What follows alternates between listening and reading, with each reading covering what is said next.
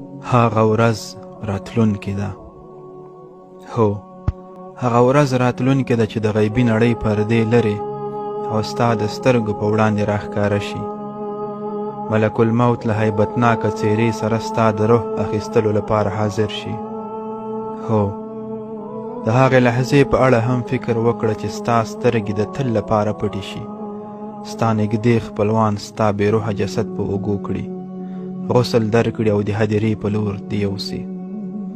په هغه ورځ چې ته به په خپل وجود هیڅ اختیار ونه لرې. په هغه ورځ به تا، ستا مور، پلار، ورونه، خویندې، خپلوان، دوستان، حتی ستا اولادونه او میرمن چې په هره سخته کې به در سره وو، بلکل یوازې پرېږدي.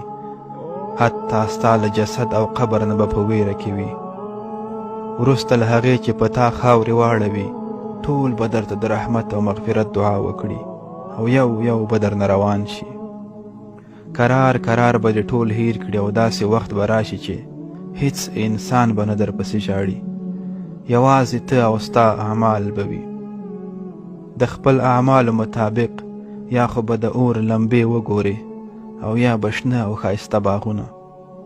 وای د هغو په حال چې ژوند دې د الله تعالی په نافرمانۍ کې تیر کړی وي، او خوښي دې وي د هغو په حال چې د الله تعالی د رضا پرته یې د هیڅ چا پروا نه وي ساتلي.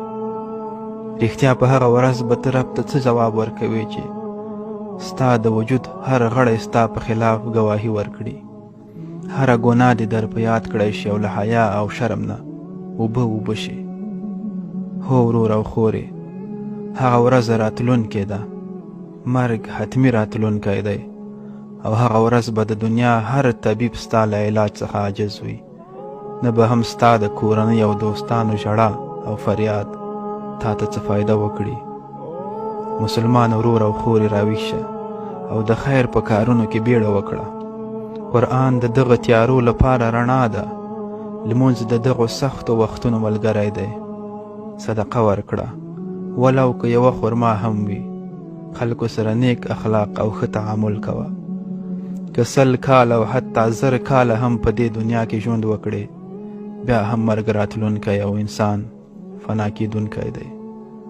ای غافل انسان، اوس هم وخت لرې تر څو خپل رب ته ور وګرځې او ستا او د الله جل جلاله ترمنځ دغه ستره فاصله یوازې او یوازې په یوې سجدې ختمه کړې. السلام علیکم ورحمة الله وبرکاته.